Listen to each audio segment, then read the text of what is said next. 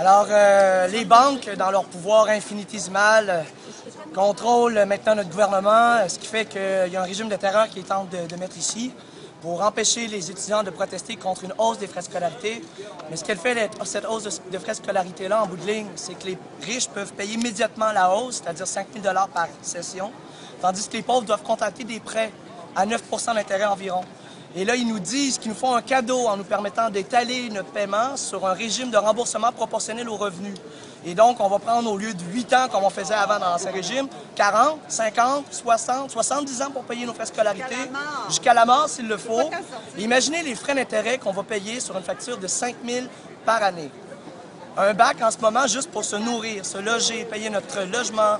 Nos frais de subsistance font en sorte qu'au lieu de prendre 3 ans, ce qui est le régime normal, nous prend déjà 5 ans. Et au rythme des frais où ils sont en ce moment. Les gens disent souvent qu'on a les frais les plus bas en Amérique du Nord, mais on a aussi les salaires les plus bas en Amérique du Nord. Et on paye énormément d'impôts. Et le pacte social qui a toujours été fait ici, c'est de dire que les aînés vont payer pour les jeunes pour qu'ils puissent s'éduquer dans des domaines qualifiés, pour avoir des emplois rémunérateurs plus tard, comme infirmières, ingénieurs, géographes, sociologues, anthropologues. Et ces métiers-là de formation qui vont donner une plus-value à la société vont permettre à l'État d'engranger plus de revenus fiscaux, donc d'impôts. Et c'est ça qui va permettre d'avoir des infirmières quand on va être en fin de vie, qu'on va pouvoir avoir des soins de qualité pour nos aînés, qu'on va pouvoir avoir des centres d'hébergement. Et là, ce qu'ils veulent, c'est que les gens n'aillent moins à l'université. Parce que dans notre régime actuellement, si on va dans une formation professionnelle ou technique, ils ont besoin d'ouvriers. Ça coûte quasiment rien. Je leur enlève rien, il n'y a pas de sous-métier. Mais ça prend des gens qui peuvent réfléchir sur la société et l'amener à progresser. Et l'éducation, c'est pas un choix individuel, c'est un choix collectif. Pour moi, c'est un pacte intergénérationnel qui doit être sacré. Et l'impôt sert à ça. Les impôts, c'est le revenu des travailleurs.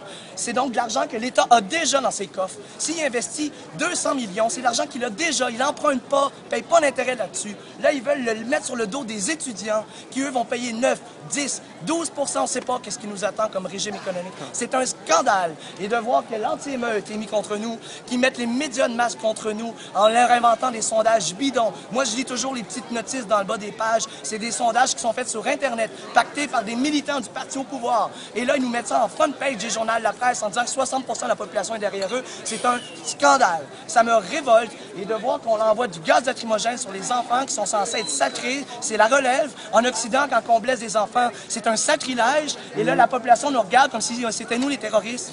Je suis outré. Et je crois, moi, à la République, à un gouvernement qui a une séparation des pouvoirs entre le législatif, le juridique et le judiciaire. Ici, on voit que la ministre s'approprie les pouvoirs juridiques, s'approprie les pouvoirs politiques, s'approprie les pouvoirs exécutifs et législatifs. Et c'est complètement aberrant. Et vivement la monarchie dehors, ça suffit les privilèges. L'éducation, c'est un bien sacré qui appartient à tout le monde. Et ça me révolte. Surtout à la relève. Voilà. Et je souhaite que tous les peuples se soulèvent pour une grande alliance des peuples libres et éduqués. Absolument! Très bien.